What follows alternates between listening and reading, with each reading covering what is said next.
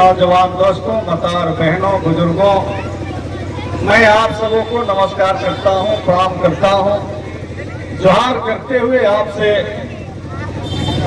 आशीर्वाद चाहता हूं, आपसे कुछ चर्चा करना चाहता हूं। चुनाव जीतने के बाद बिशुनपुरा प्रखंड में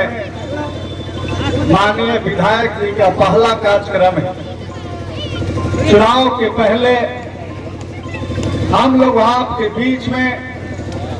चुनाव जीतने के लिए आशीर्वाद मांगने आए और बिशुनपुरा प्रखंड के लोगों ने, बिशुनपुरा पंचायत के लोगों ने चढ़ बढ़ करके आशीर्वाद देने के काम हम लोगों को किया। इसके लिए आप तमाम लोगों को, बिशुनपुरा प्रखंड वासियों को, बिशुनपुरा पंचायत वासियों को, शहर वासियों को, आप सबों को बहुत बहुत आभार प्रकट करते हैं, बधाई देते हैं, धन्यवाद करते हैं, शुक्रिया अदा करते हैं कि आप लोगों ने कड़ी मेहनत करके माननीय विधायक, लोकप्रिय विधायक अनंत प्रताप देव जी को विधानसभा में भेजने का काम किया है। और झारखंड में गरीबों की मसीहा कहे जाने वाले हेमंत सोरेन जी आज इस राज्य के मुख्यमंत्री, आपके मुख्यमंत्री हैं, गरीबों के मुख्यमंत्री हैं, नौजवानों के मुख्यमंत्री हैं, माता और बहनों के मुख्यमंत्री हैं। क्योंकि सरकार ने, माननीय मुख्यमंत्री ने, इंडिया गठबंधन के लोगों ने सभी समाज और सभी वर्गों के लिए कल्याणकारी योजना संचालित करके राज्य सहित भवनाथपुर विधानसभा को विकसित करने का काम किया है। आज आप लोगों ने अपना काम कर दिया, आप लोगों ने अपना आशीर्वाद दे दिया। अब 5 साल आपका सेवा करना है, आपका काम करना है और काम करके बिशुनपुरा प्रखंड को बेहतर प्रखंड बनाने का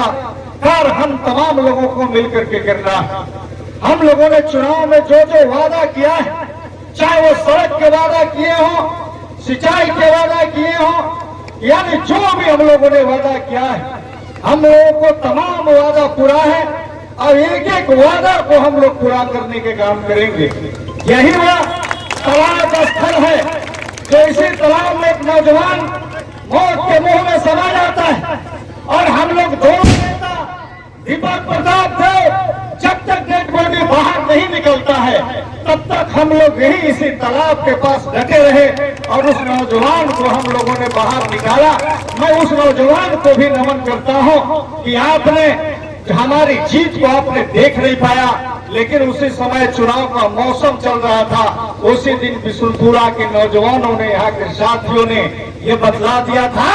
यहाँ के भ्रष्ट और बेईमान विधायक को बर्दाश्त नहीं करेंगे, अनंत प्रताप देव को विधानसभा में भेजने के काम करेंगे। दोस्तों, हमारे पूर्व जनप्रतिनिधि, हमारे प्रतिद्वंदी कभी भी चुनाव के दौर में, चुनाव के समय में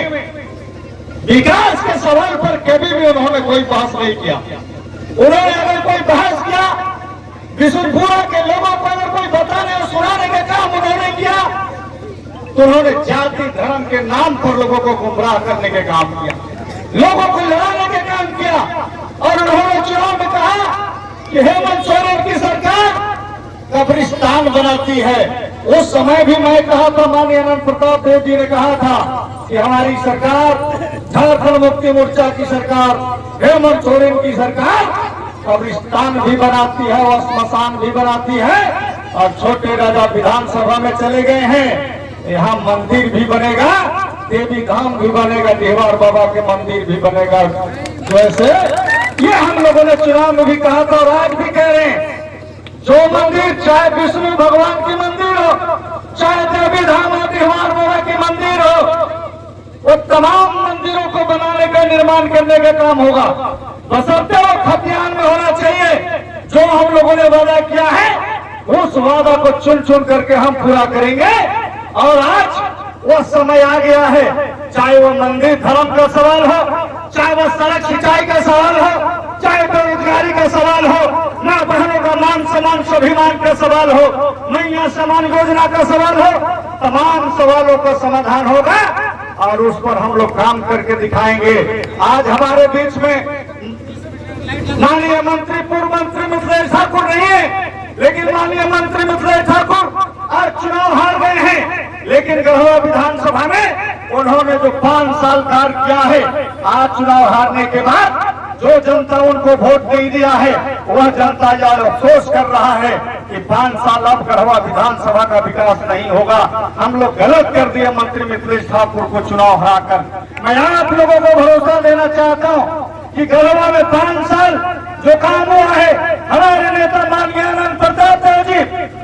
मंत्री बनते पिछड़ गए, लेकिन आपको चिंता करने की जरूरत नहीं है। भवनाथपुर विधानसभा क्षेत्र में विकास करने के लिए हमारी सरकार राज्य सरकार है, माननीय मुख्यमंत्री जी हैं, और भवनाथपुर में कोई भी ऐसा काम नहीं छूटेगा जो काम नहीं हुआ, क्योंकि आपकी सरकार है, रबुआ सरकार है, गरीबों दलितों पिछड़ों आदिवासियों की सरकार है, महिलाओं की सरकार है, नौजवानों की सरकार है। इसलिए आप तमाम लोगों से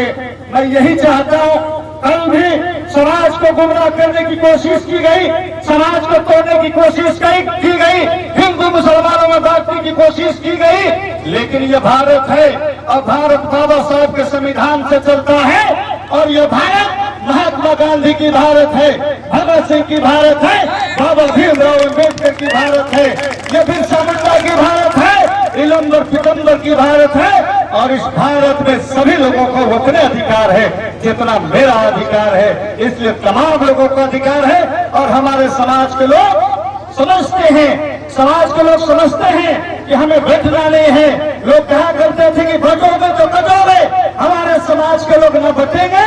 न कटेंगे, हम लोग विकास की दिशा पर बढ़ेंगे। जो रास्ता भगत सिंह का होगा